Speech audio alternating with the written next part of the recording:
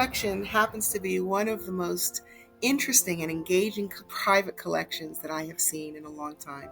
There's an intimacy in his collecting that is really incredible to me.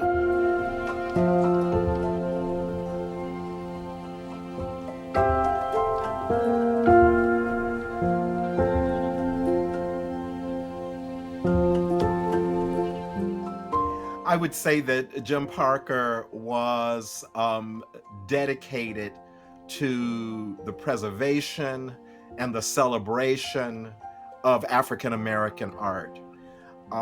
In all of the time that I knew him, I knew I had a someone, an interlocutor, who I could share ideas and thoughts with related to the art world, related to artists past and present. He was someone who was eager and interested in knowing and learning about what was happening, the latest books, the latest exhibitions, milestones in the art world. He was just someone who I really, really felt connected to in terms of a colleague and someone who was interested in the world of art that I was interested in. And you notice I keep calling him Parker. That's how our family referred to him. So through, we met many different people, and many different people would refer to him quite differently. There's quite a few people in Chicago that called him JP. And there were other people that referred to him as Jim, but our family had always called him Parker. I met him through another friend who was a collector and appraiser in Chicago. And then we went obviously over to see his works. And of course, I wore the hat at the time, director. So they wanted director to see his collection, and I did, and was impressed. His collection is a reflection of the sum of his experiences as a human being, as a Black man in America, as an educator, as a person who had an incredible gift in the way that he connected with people. And he was very interested in the narratives that individuals had as it pertained to the world from an interdisciplinary perspective. I should say at this point, it's really important for me to say this, that Jim Parker was a teacher at Kenwood High School. He was not a wealthy individual. He was not someone who you would be the profile of the art collector. So he was really unique and special in that regard, that he was just someone who was employed in the education profession, and at the same time said, this is my passion, this art that I want to collect.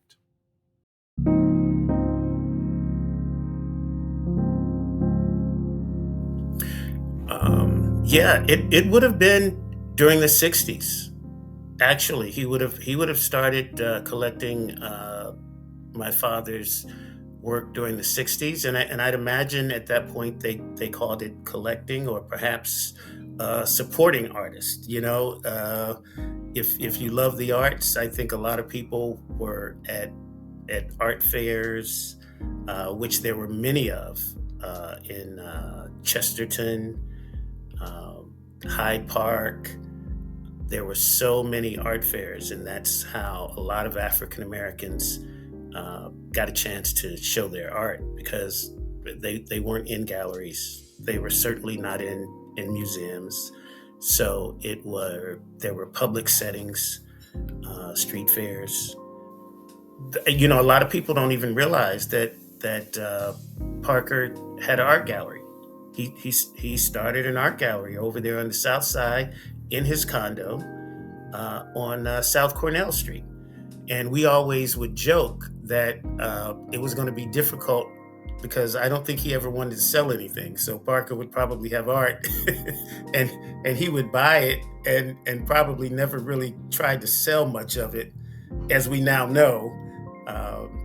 the collecting and the admiration of artists and the arts was in his blood, and I think he found it hard to navigate that space. In order to answer your question, I have to back up a bit. I'm a Chicagoan. I was born and raised in the city. I spent my formative years there as a young person, and then I went away to school. I went to school in Atlanta. I went to school at Howard University. I lived in New York for a period. I've lived in various parts of the world, and I now live in the South.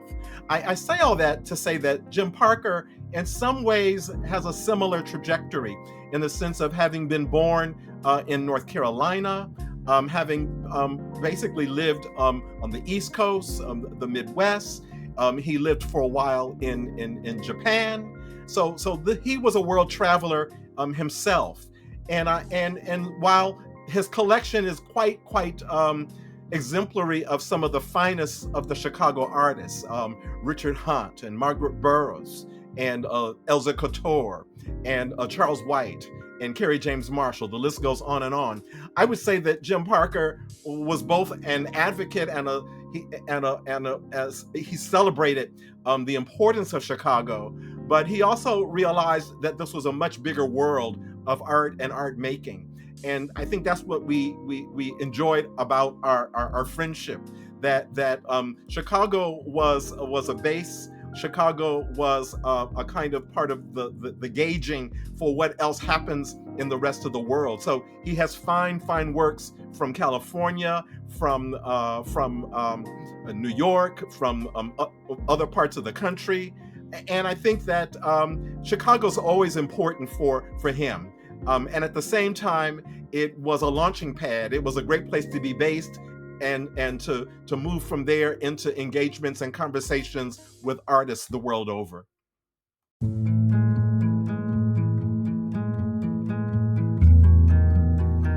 I would put Jim into the category of a collector who was very passionate about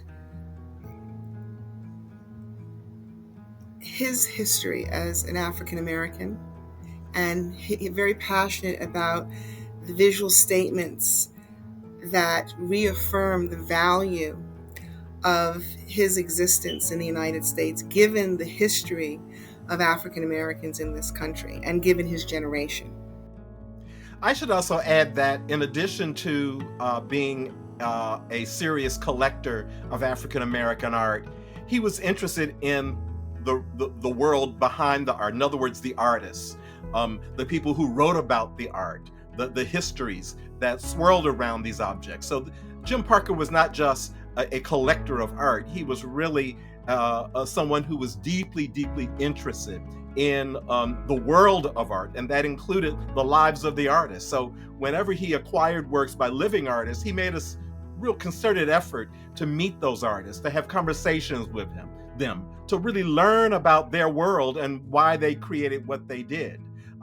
He would marvel me with all sorts of stories about his encounters with various painters and sculptors, and obviously the artworks that he acquired from them.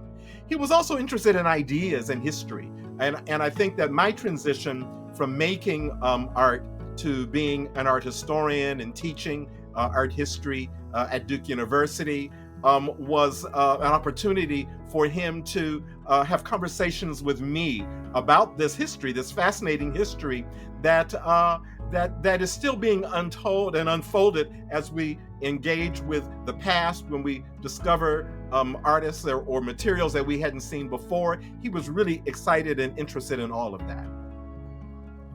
I thought he thought of himself as a preserving the art, supporting the artists, and also telling his story. It seems as we were both on the same path. It's just, for me, it started a lot earlier.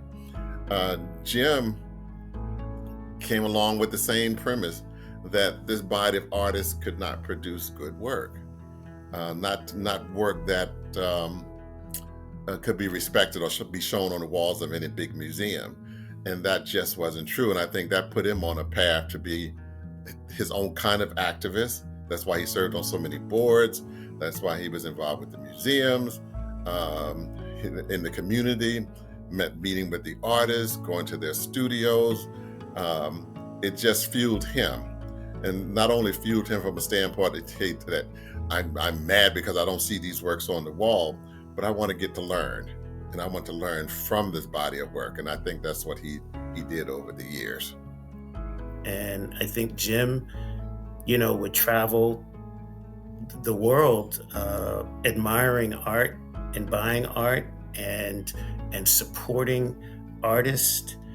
And it's evident with his support of museums, his support of young student groups and organizations that were affiliated with the arts.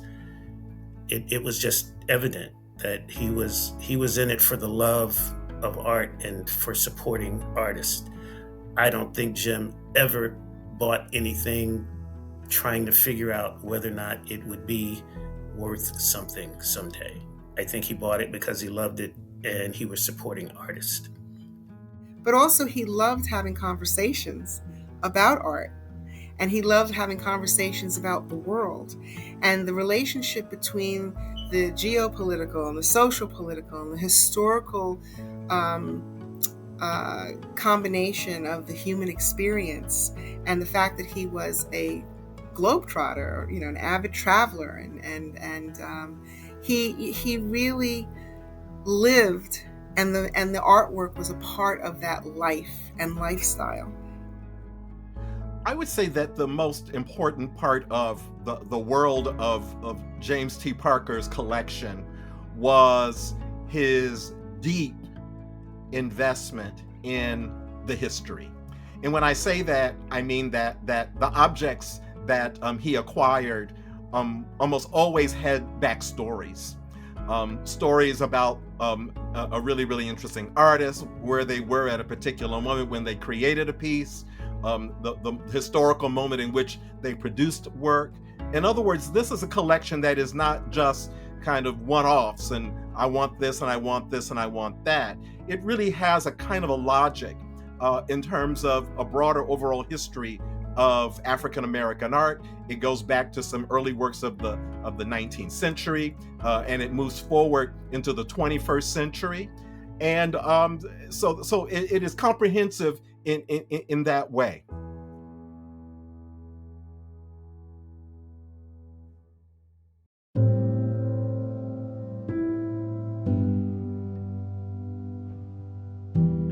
That's a very good question.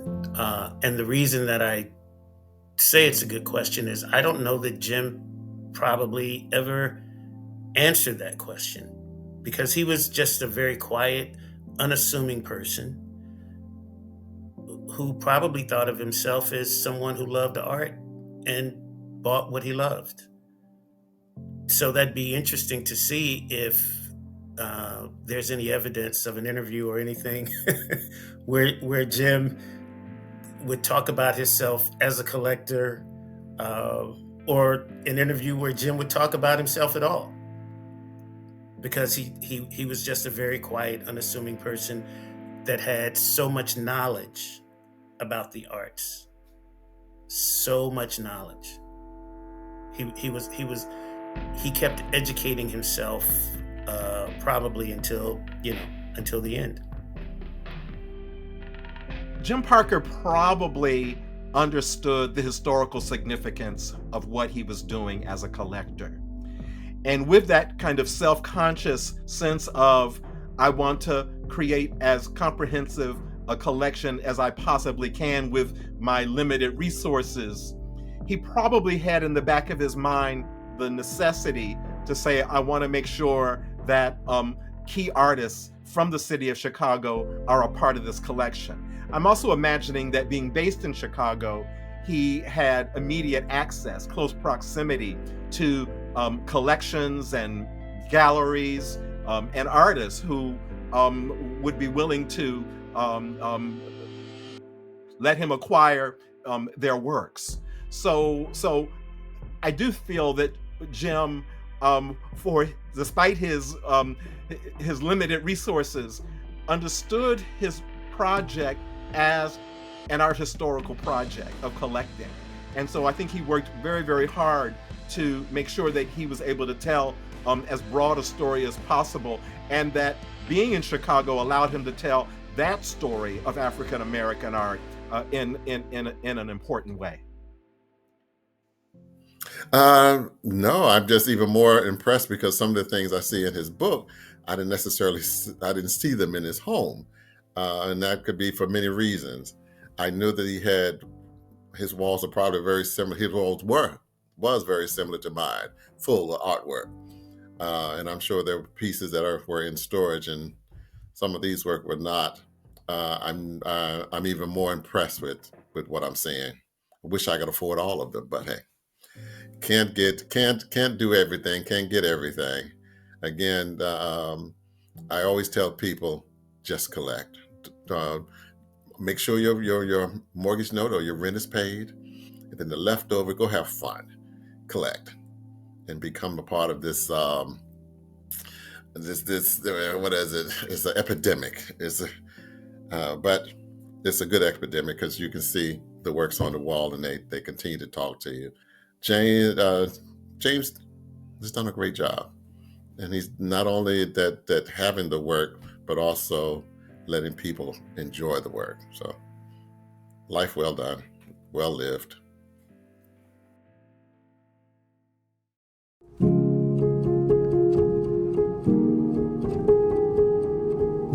And what I often remind new collectors is that it's important to realize that they know a lot more than they think, especially about aesthetics. Every time they get dressed, put on their clothes, put on their jewelry or whatever accessories, whenever they decorate their homes, they have an understanding of aesthetics. They have an understanding of design, pattern, shape, color. They have a sense of texture. They have all of these aesthetic sensibilities that visual artists integrate into the work they're producing. So that they need to understand that there's a relationship to them, how they see the world, and that just as they are as unique as their individual fingerprints, so are their collections, and they should be.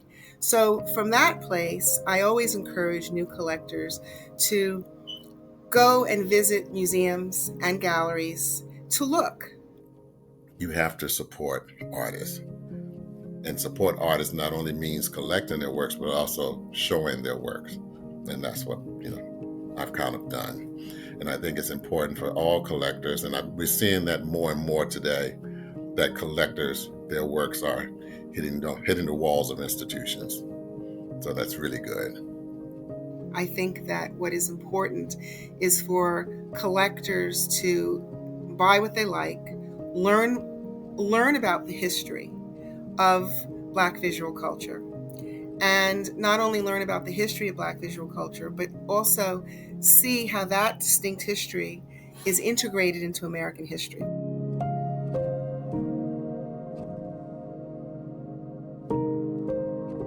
I guess I'll end with I'm so glad that the auction house has published a book, because I think that his collection is worthy of a text that can look at the entire collection, or most of the works from his collection, and help with, again, what I suggested earlier, which was his desire to tell a story, a comprehensive story about African American art.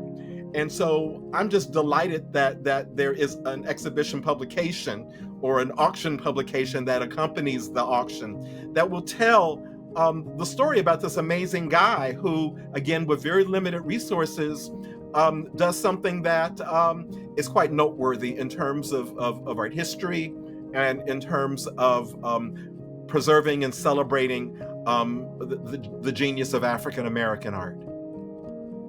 He has put together a consistently strong body of work that he calls his collection. I didn't think anything was weak in the collection. It's a collection of strong work, and each work stands firmly on its own. And that's not the case with most collections. It isn't. It just isn't. And that's what I thought was specifically very unique about it. That's what struck me when I first looked at it. I think he would say